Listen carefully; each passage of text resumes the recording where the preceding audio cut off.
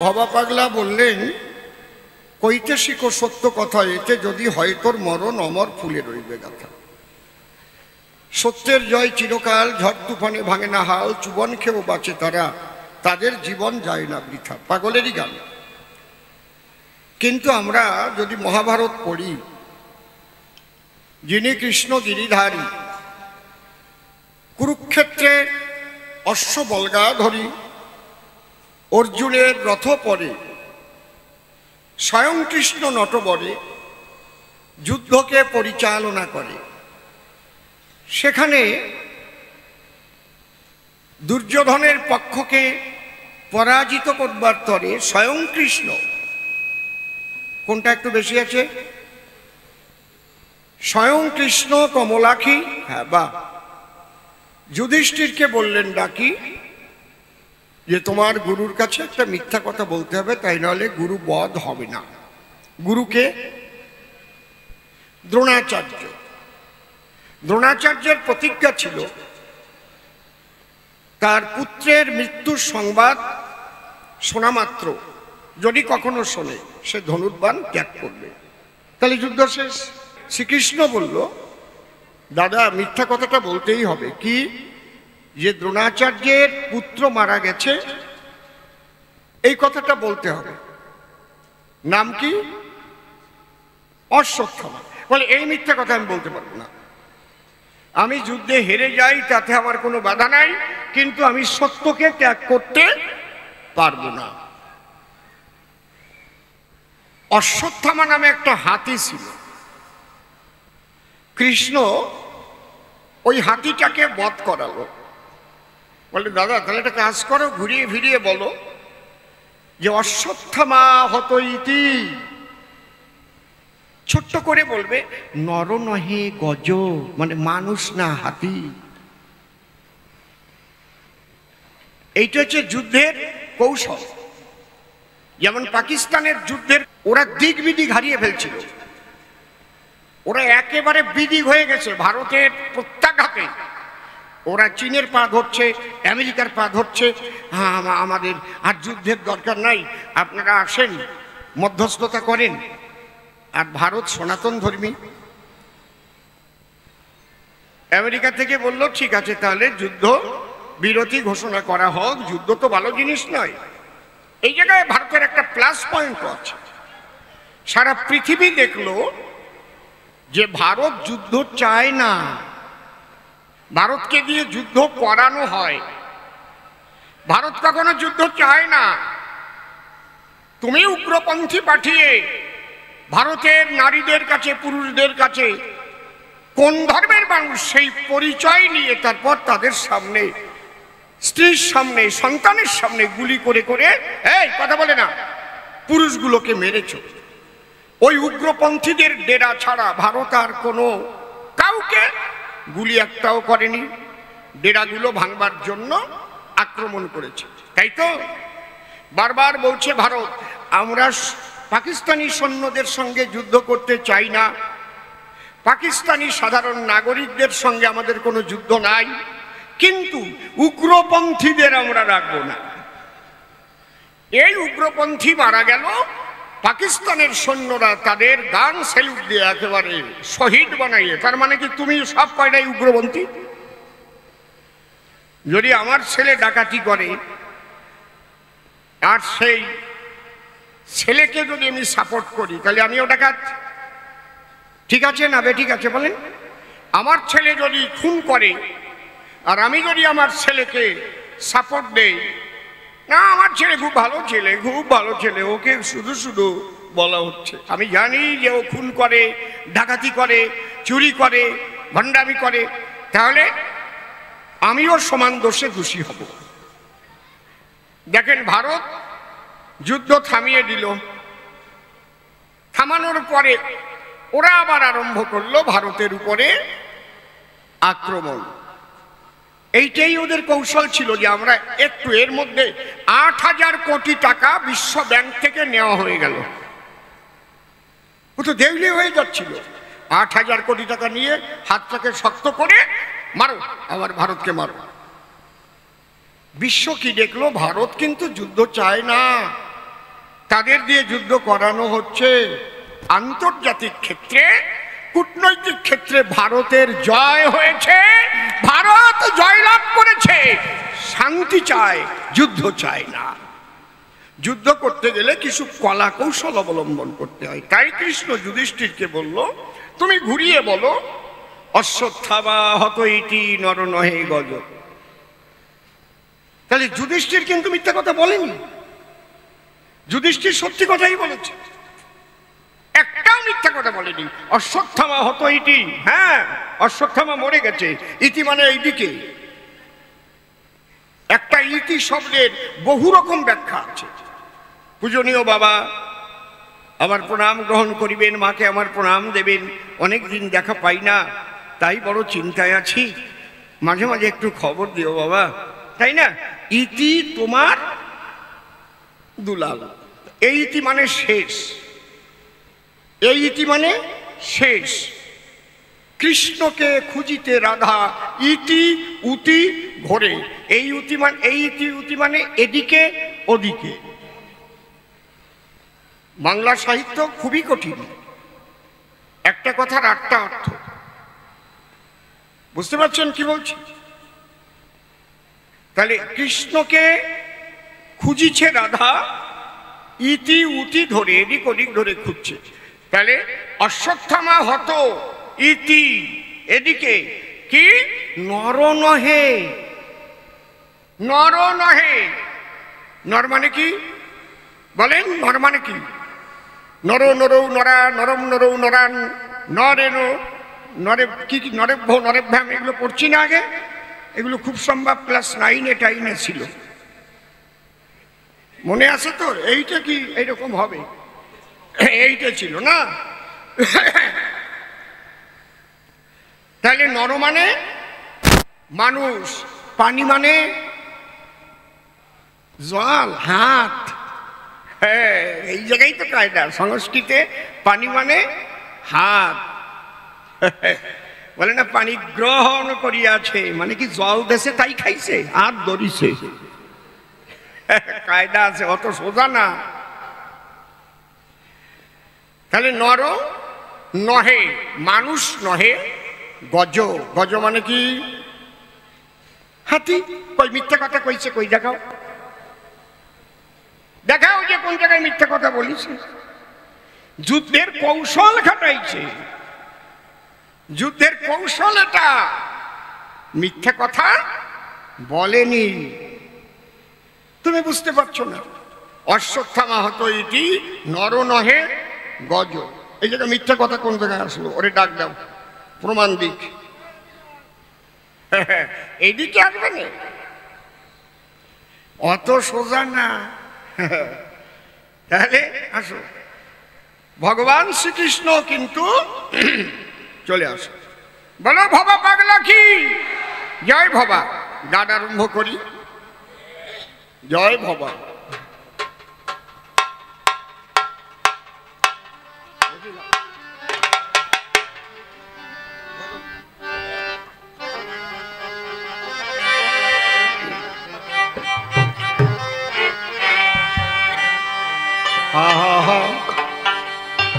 ঠিক আছে, হারমোনিয়ামে বেসটা একটু কমবে। হ্যাঁ, বেসটা একটু কমলেই সুন্দর হবে, মোটা মোটা শোনা যাচ্ছে।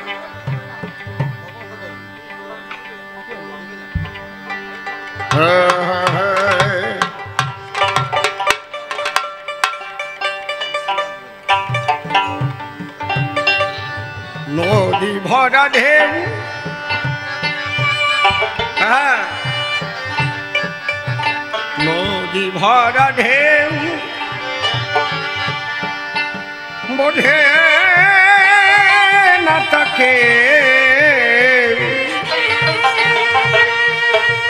কেন করি নিজে বাউ বাউ রে। জয় ভবা শ্রী ঠাকুর ভবা পাগলা প্রেমানন্দ হরি হরি বল, উলুধ্বনি হরি বলো।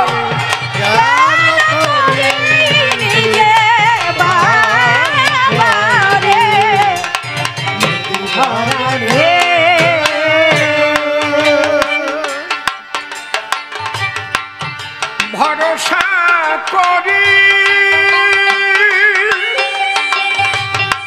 এ ভব কান্ডারি ভরসা করি এ ভব কান্ডারি ভরসা করি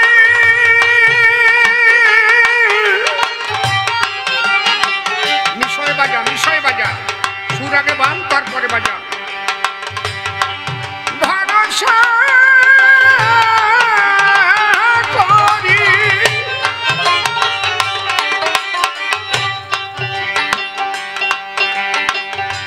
ভরসা করি এ ভব কান্ডারি ভরসা করি এ ভব কান্ডারি হালটি ছাড়িয়া তারে দাও দাও রে বোঝো না তোকে কেন তোরি নিজে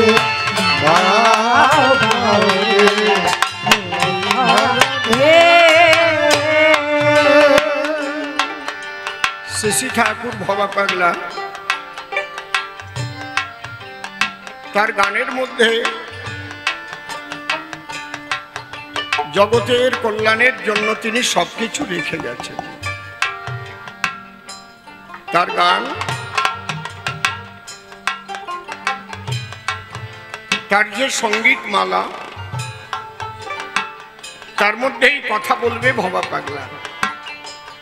যদি কারো উপলব্ধি থাকে সেখান থেকেই নেবে শিখে। ভবাই বলছে, তারই তো লেখা গান। আরে বলছে ভরসা করি এ ভব কান্ডারি, হালটি ছাড়িয়া তারে দাও দাও। এখানে আমিত্বকে ত্যাগ করতে বলছে। গীতায় ভগবান শ্রীকৃষ্ণ পরিষ্কার বলেছেন, প্রকৃতে ক্রিয়মানানি গুণৈ কর্মাণি সর্বস্ব অহংকার ও বিমূঢ়াত্মা কর্তা অহমিতি মন্যতে। মানুষ ত্রিতাপ জ্বালায় দগ্ধীভূত হয় একমাত্র আমিত্বের দোষ। আমি কর্তা, এই দোষ। এই জন্য পাগলের লেখা আছে কি, যা কিছু চাবি, যা কিছু চাইবি মায়ের কাছে চাবি। এর প্রত্যেকটা কথার মধ্যে বিরাট দর্শন আছে। এই দর্শনগুলোকে বোঝার চেষ্টা করতে হবে। ভবার একটা গান দিয়ে, একটা গান দিয়ে গবেষণা করে মানুষ ডক্টরেট পেতে পারে, এমন তত্ত্ব ওর মধ্যে লুকানো আছে, বোঝা দরকার। তাহলে পাগল কি বললেন,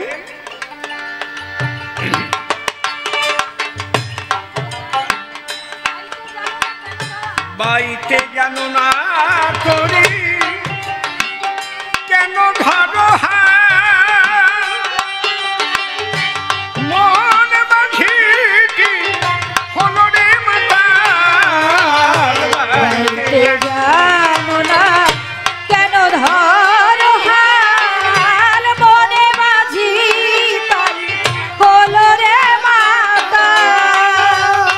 বাইতে জানো না করি করি, একটা পদ্মা লাগা আসবে শুধু করি করি, নোট কেন ধরো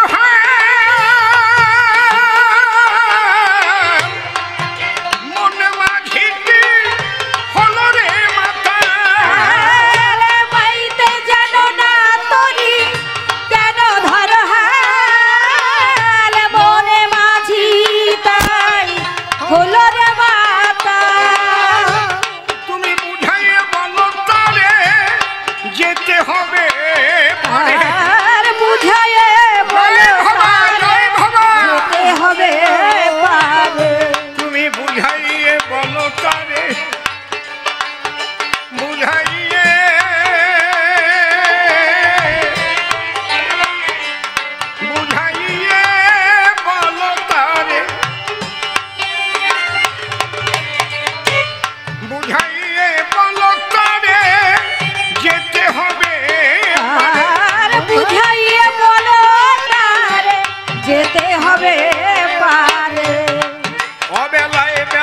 পানে চাও চাও রে নদী ভরা ঢেউ বোঝো কেন তরি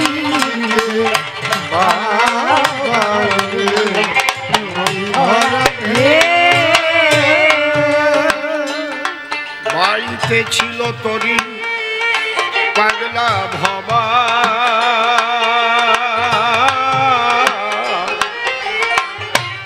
ভাঙ্গা তরিতে জলে ডুবা ডুবা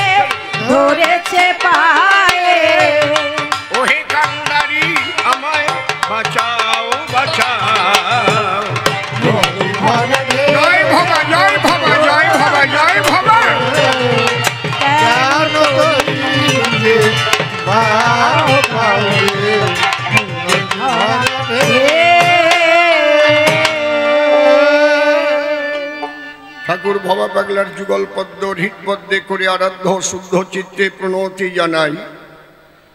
সাধুগুরু বৈষ্ণব হেরি আর যত পুরুষ নারী আমার ভক্তিপূর্ণ প্রণাম গ্রহণ করিবেন সবাই। মনরে একবার হরি বল, এ নাম দুর্বলের বল, নাম বিনে কি আছে বল এ ভব সংসারে। যেজন করে হরি চিনতে, হরি করে তার চিনতে, অন্তে জীবকে নিয়ে যায় সে ভব সিন্ধু পারে। তাই বলি মন রসনাতে যে বিষয়ে বাসনা, কেলে সোনার উপাসনা করো সাত। ওই যে হরি দীনবন্ধু পাইলে তার কৃপা বিন্দু, ভব সিন্ধু সেদিন হবি পার। মনশিক্ষা করে শেষ বক্তব্য করিব পেশ, সবিশেষ সবার মধ্যে জানাই নিবেদন। ভবার এই আনন্দ অনুষ্ঠান প্রতি বৎসর হয় বিভিন্ন রকমের গান। ভবা থাকতেই কবি গানের করতেন আয়োজন। যখন ভবা দেহে ছিল তখন থেকে এই কবিগান ওপার বাংলা থেকেই আরম্ভ হলো। সেই কবিগান গাইতেন গুরুদেব অমূল্য রতন। কারণ ওই ঢাকার জেলায় যখন ছিলেন সেখান থেকে গান গাইলেন। ওনার গুরু উপেন্দ্র সরকার যেজন, যার নাম ছিল উপেন্দ্র, তিনি ছিলেন সেই গানের কেন্দ্র। আর তার শিষ্যত্ব অমূল্যবাবু করিয়া গ্রহণ। যদিও আজ আমাদের মধ্যে তিনি নাই, তার পবিত্র আত্মার প্রতি আমি শ্রদ্ধা জানাই। তার সঙ্গ ধরেই আমার এখানে প্রথম কবি গানে পদার্পণ। মা এখানে বসেছিলেন, নিজে গান গাইলেন আর কাশি বাজালেন। মায়ের চরণ আমি করেছি বন্দন। আজকে সেই ভবার অনুষ্ঠান, সেখানে কবিগান এসেছেন অনেক কবিগণ।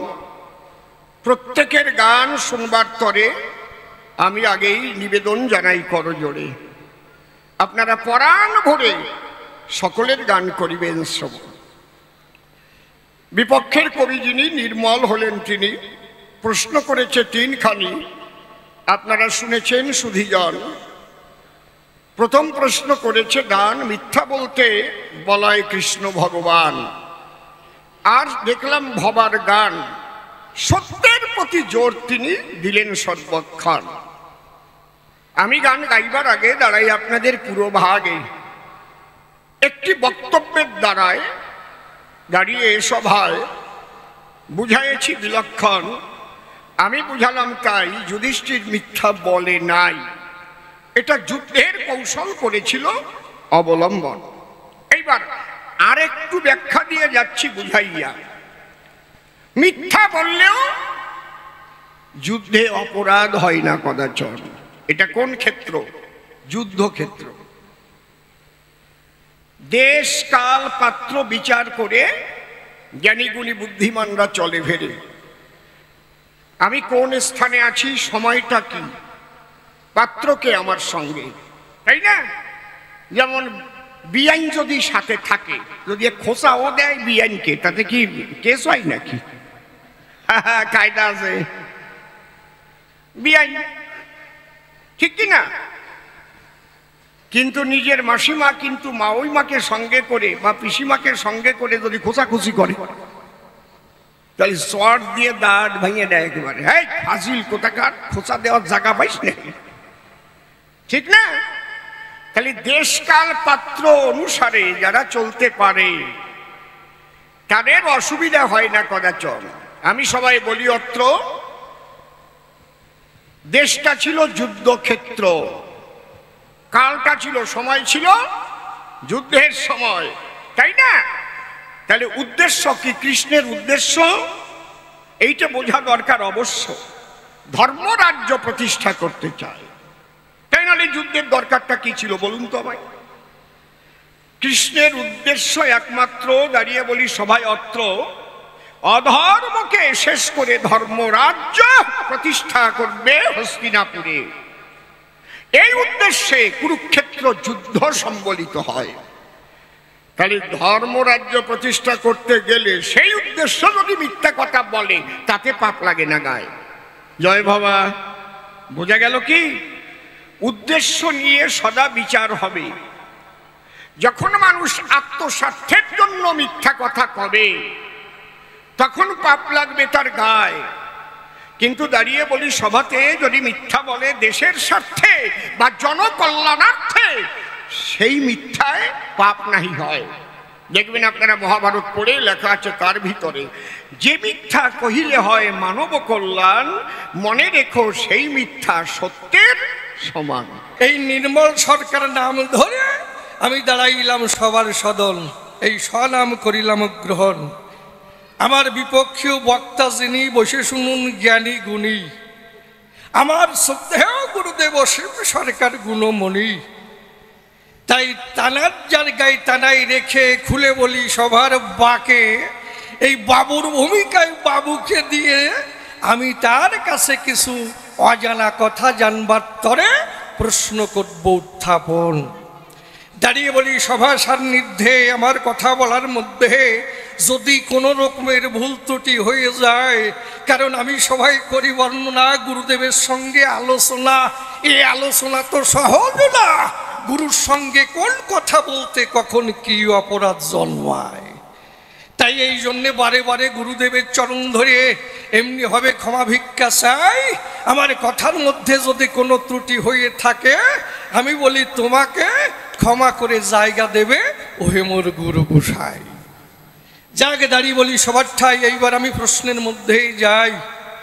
কারণ এই যে ঠাকুর ভবা পাগলা, দাঁড়িয়ে বলি সভা তলা, এই যে কালনাই একেবারে বাজার মিলে যায়। কি দেব পরিচয়? আমি ঠাকুরকেও ভালোবাসি, তাই এই কালনা ধামে আসি আমার মানব জন্ম ধন্য করবার আশায়। তবে এখানে যে সাধুগুরু বৈষ্ণবের বাজার মিলে যায়, বাবা পাগলা যে আনন্দের মেলা মিলায়, তাই এখানে কিছু কথা জানবার তরে বাসনা হয়েছে অন্তরে। তাই প্রশ্ন করব গুরুদেবের ধারে, দেখি কি মীমাংসা দেয়। কারণ কিছু কথা জানিতে কুলাই নাই মোর পুঁজিতে, গুরুর সাক্ষাতে প্রশ্ন করব উত্থাপন। গুরু এসে সভা পাশে জবাব দেবে রসা ভাসে, শ্রোতাবর্গ অঙ্ক কষে কষে উহা করবে না কর্ণন। তাহলে এইবার আমি প্রশ্নের মধ্যে যাই। কি এই ভবা পাগলার গানে আছে, আমি বলি সবার কাছে, কইতে শিখো সত্য কথা, এতেও যদি হয় তোর মরণ, অমর ফুলে রইবে গাথা। তাহলে এই যে কইতে শিখো সত্য কথা, ঠাকুর ভবা পাগলার কিন্তু এই বক্তৃতা, তার গানের মধ্যে পাওয়া যায় যে সত্য কথা বলতে হয়, পরিষ্কার। এইবার যদি কৃষ্ণের বাজারে যাই, খুলে বলি সবার ঠাই ভগবান কৃষ্ণ ছিল কথা মিথ্যা নয়, তাহলে সেই কৃষ্ণ কি বলল? শিষ্যের মিথ্যে কথা বলতে শিখায়, শিখায় নাই? তাহলে এই যে গুরুদেব শিখাইয়ে দিল কারে? যুধিষ্ঠিরে, যে মিথ্যে কথা কও। তাহলে মিথ্যা কথা বলার জন্যে আমি বলি সভা সন্নিধানে কৃষ্ণ কিন্তু এইভাবে শিখাইয়ে দেয়, আর এদিকে ঠাকুর ভবা পাগলা বলে কইতে শিখো সত্য কথা, অমর হুলে রইবে গাথা। তাহলে সত্য কথা কইতে কয়, তাহলে এদিকে কয় সত্য কথা কইতে, বসে শুনুন সুধী সতে। আবার যুধিষ্ঠিরকে কৃষ্ণ মিথ্যে কথা শিখাইয়ে দেয়, তাহলে ওদিকে কৃষ্ণের কথা অনুসরণ করব না বাবা পাগলার কথা মানব? এই দুই পথের কোন পথে যাব এইটা আমার জানবার বিষয়। যদি কৃষ্ণের কথা ধরি, খুলে বলি সবার বরাবরই, তাহলে শ্রী শ্রী ঠাকুর ভবা পাগলা বাদ পড়ে যায়, কইতে শিখো সত্য কথা, এ কথা পিছনে পড়ে যায়। তাহলে আমরা কোন কথা ধরব, কোন কথা মানব? এই প্রথম প্রশ্ন দাঁড়িলাম গুরু তোমার রাঙ্গা পায়। কি পরিষ্কার? দাঁড়িয়ে বলি সবার ঠাই আমার প্রশ্নের মধ্যে ভেজাল নাই, বাবর ডাকি। তার মানে এই প্রথম প্রশ্ন গেল হয়ে কার্যনাই সে কথা কইয়ে আমি আর একখানা প্রশ্ন করি উত্থাপন। কি ভবা পাগলার গানে আছে, আমি বলি সবার কাছে যে কি আমি সংসারে বাস করি, সংসার ছেড়ে যাই নাই, আমি সন্ন্যাসীর ধারে আমি সংসারে বাস করি। এই গানের মধ্যে একটা পদ আছে কি আমি অনায়াসে ব্রহ্মচারী। এই যে আসছে কথা, বসে শুনুন বিজ্ঞ শ্রোতা। তাহলে দাঁড়িয়ে বলি সভা, তাহলে এই ভবা পাগলার কিন্তু দুইটি ছেলে আর একটি মেয়ে হয়। তাহলে দুইটি ছেলে ছিল, তারপরে একটি মেয়ে হলো। তাহলে সংসার করেছিল, পড়লই কিন্তু সংসারের পাতকুয়ায় মহাশয়। এই পাতকুয়ায় যখন পড়ে, খুলে বলি সভা পড়ে, সেখানে নারী থাকে, কথা মিথ্যা নাই। নারী তার সহধর্মিনী হয়, সেই সহধর্মিনী আর ভবা পাগলার দ্বারায় দুটি ছেলে হয় আর একটি মেয়ে হয়। তাহলে দুই ছেলে হওয়ার পরে, একটি মেয়ে হওয়ার পরে, বিবাহ করার পরে কি করিও না সে ব্রহ্মচারী হয়। বলি আমি সভা পাশে, এই নারী যদি থাকে পাশে, কাম কামনায় ঘিরে আসে, ভাবাবেশে নারীর সঙ্গে যখন হয় মিলন, ওই মিলন করবার তরে পিতৃধন পড়ে ঝরে, ব্রহ্মচর্য ছাড়ে খারে যায়, তখন ওই নারী সুখ বর্জন করে মনটাকে ধরে যদি বসাতে পারে ইষ্ট সাধনায়, ওই সাধনা করতে করতে বসে শুনুন সুধী সতে মনখানা তখন তার ইষ্টমুখী ধায়। সেই নারী যদি থাকে পাশে, তারপরে আবার সন্তানাদি হয়। এই সন্তানাদি থাকার পরে থাকিয়া সংসারে কি করে অনায়াসে ব্রহ্মচারী হয়। কি ক্লিয়ার? কমলদা কি কম কারা বইছে নাকি? যাকে প্রশ্ন গেল হয়ে কার্যনাই সে কথা কয়ে, তাহলে তুমি আমার কথা নিবা? এই নারী নিয়ে কি ব্রহ্মচারী হয় এইটা আমার কাছে খুলে কবা কি? হ্যাঁ, আর একখানা প্রশ্নের মধ্যে আমি যাই, দেখি তার মধ্যে কি পাই। দাঁড়িয়ে বলি সমাধান, আমার গুরুদেব মাননীয় শ্রী শ্রী অসীম কুমার সরকার। তাহলে তার কথা যদি বলি, খুলে বলি সভাতলি, যখন ওই বারণীতে যায়, কি দেব পরিচয়, জয় ডঙ্কা নিয়ে করে বসে শুনুন নারী নরে, হরি বল বলে অধরে ধুলাই গড়াগড়ি যায়। আবার সেই মানুষটি যখন বারণী ত্যাগ করিয়ে এই কাল্লা ধামে এলো, ভবা পাগলার পায়ে আশ্রয় নিল, তখন ভবা পাগলার ভাবে নিমজ্জিত হয়। এ কোন বাপ মশাই? ওদিকে যদি মথুয়ার বাজারে যাই, দাঁড়িয়ে বলি সভ্য সবার ঠাই, তারা হরিবোল বলে মাতোয়ারা হয়। কিন্তু ভবা পাগলা যিনি বসে শুনুন জ্ঞানীগুলি, একজন কালী ভক্ত, কথা মিথ্যা নয়, কালীর ভজন করে, খুলে বলি সভা পরে আবার কৃষ্ণের বাসিও শুনতে পারে, কৃষ্ণের ভজনও করে, কথা মিথ্যা নয়। তাহলে একজন কৃষ্ণ ভক্ত নামে প্রেমে মারাত্মক শক্ত, আবার কালী ভক্ত হয়, তাহলে কি দেব পরিচয়? সেই মানুষের কাছে যদি আবার বাবু আসে, হরি বল কেবল বলি আসলো ঠাকুর নগর, তাই নয়? আবার এখানে এসে বাবা পাগলার ভাবে ভাবময় হয়। তাহলে ওদিকে যে হরি ভক্ত, আর এদিকে কালী ভক্ত, আবার কৃষ্ণ ভক্ত, তাই এর মধ্যে কোনো মিল আসে নাকি? বাবা পাগলাই বাকি আর হরিচাঁদ ঠাকুর বাকি।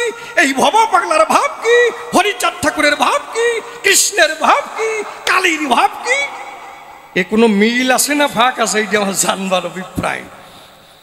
তবে দাঁড়িয়ে বলি সবার বরাবরই যেভাবে প্রশ্ন করি, কারণ আমি শিষ্য, অজ্ঞানন্ধ, কথা মিথ্যা নয়। আমার জ্ঞানের বাতি জ্বলে নাই মহাশয়। আমার কথা বলার মধ্যে যদি কোনো কথাই ভুল বা খারাপ হয়ে যায়, তাহলে আমি তো নিজে গুরুদেব হতাম কি? সত্যি না? তাহলে গুরুদেবের কাছে আসবো কেন? আমার কথাই ভুল হবে, প্রত্যেকটা কথা বাজে হবে, কারণ এই স্বভাব যখন গুরুদেব আমাকে বদলিয়ে দেবে, তারপরে আমার যদি ভাবের উদয় হয় কি এর মধ্যে অনেক ভুল হবে, তাই বলে গুরুদেব জানু ক্ষমা করে জায়গা দাব গুরুদেবের পায়। আসতে তাহলে আমি যেভাবে প্রশ্ন করি, গল্প একটা মনে পড়েছে, বলবো, আপনারা কি করেন? নিরামিষ নিরামিষ ভালো না, না? তা আমি যেভাবে প্রশ্ন করি, খুলে বলি সবার বরাবরই, কি দাদা দেবো, বাদের গল্প দেবো? অনেক কপাল রে, সংক্ষিপ্ত প্রশ্ন মনে পড়ে যায়।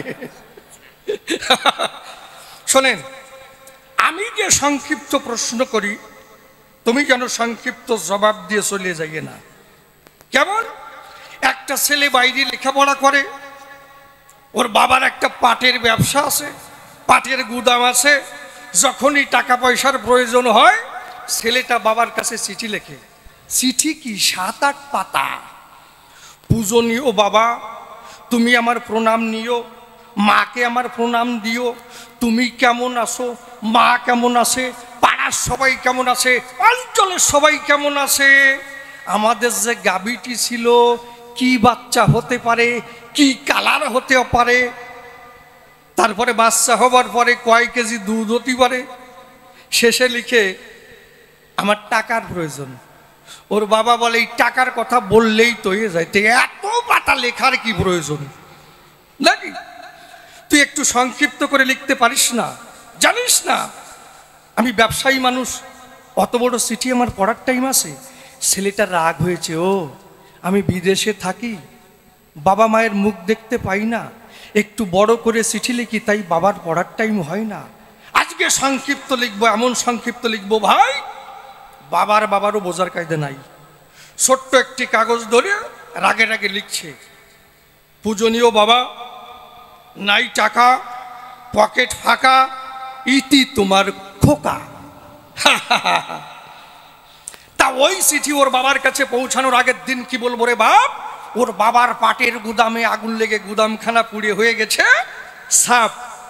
এমন সময় ছোট্ট চিঠি পেয়েছে, বাবার মন তো আনন্দে ভরে গেছে, যাক ছেলের তো বুদ্ধি শুদ্ধি হয়েছে।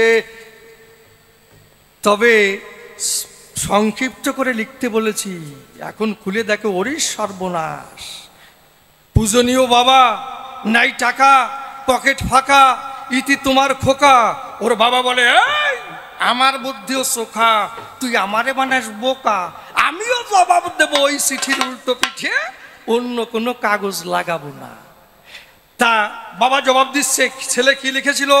পূজনীয় বাবা, নাই টাকা, পকেট ফাঁকা, ইতি তোমার খোকা। বাবা জবাব দিচ্ছে, স্নেহের দুলাল, গুদাম পুড়ে সাপ, করো মাপ, ইতি তোমার বাপ। তা বাবা যদি এসে বলে, স্নেহের দুলাল, গুদাম পুড়ে সাপ, করো মাপ, ইতি তোমার বাপ, আমার তুটবে কাপ। শুনিয়ে জবাবে সাপ। কি? তা আমি যে সংক্ষিপ্ত প্রশ্ন করলাম, তুমি যেন সংক্ষিপ্ত জবাব দিয়ে চলে যেও না। যাক, তবে আর বেশি বলে কার্য নাই সভাস্থলে। এইবার করি একখানা গানের আয়োজন। আছেন যত বিজ্ঞ শ্রোতা, পালন করে নীরবতা, আমার গানের দিকে রাখেন দিয়া মন।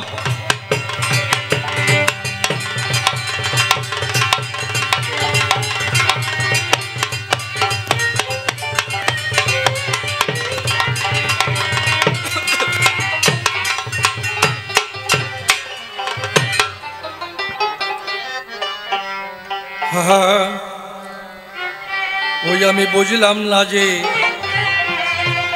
কি খেলা চলেছে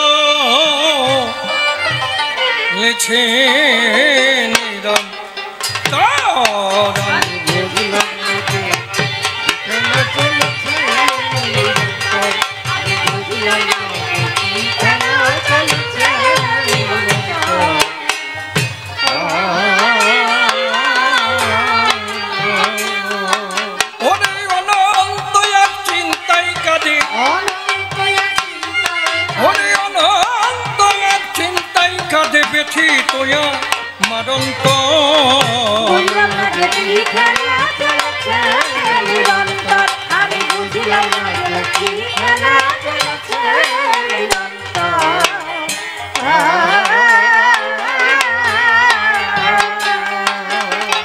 তবে প্রথম সৃষ্টিধারা প্রবাহে ভেসে প্রাণের কণা প্রকাশিল মানুষের বেশে।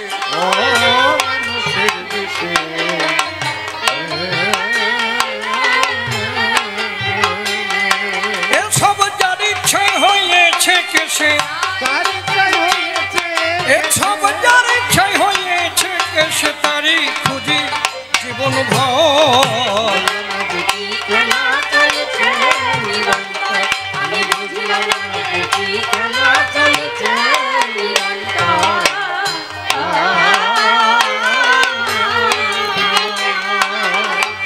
অনন্তকালে রকেট যদি চলে অনন্তে, পৌঁছাবে কি কোনো দিন সেই অনন্তের প্রান্তে?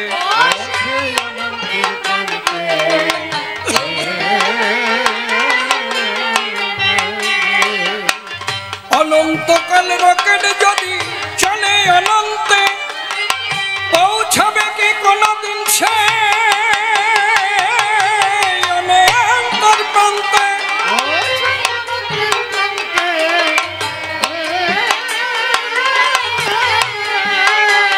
তোমরা কি পেরেছ তারি জানতে,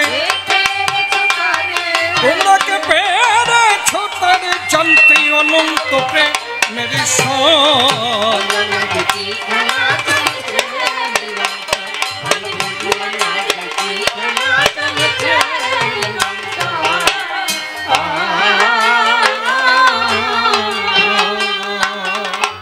অসীম বলে বুঝতে গিয়ে হয়েছি শান্ত, মনের মানুষ হলে মনের কথা সে জানত।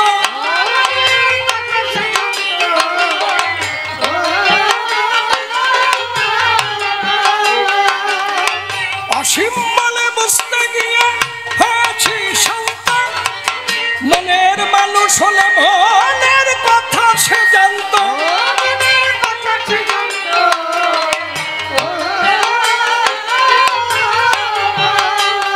আমি অনন্ত পথের এক পান্থ, আমি অনন্ত পথের এক পান্থ, সদা কাঁদে এই অন্তর।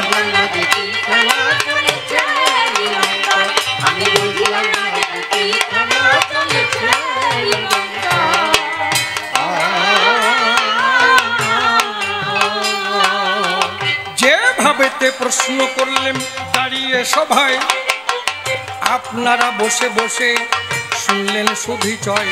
ঠাকুর ভাবা পাগলা সত্যবাণী জগতে শিখায়, এই তার গানে আমি পেলাম পরিচয়।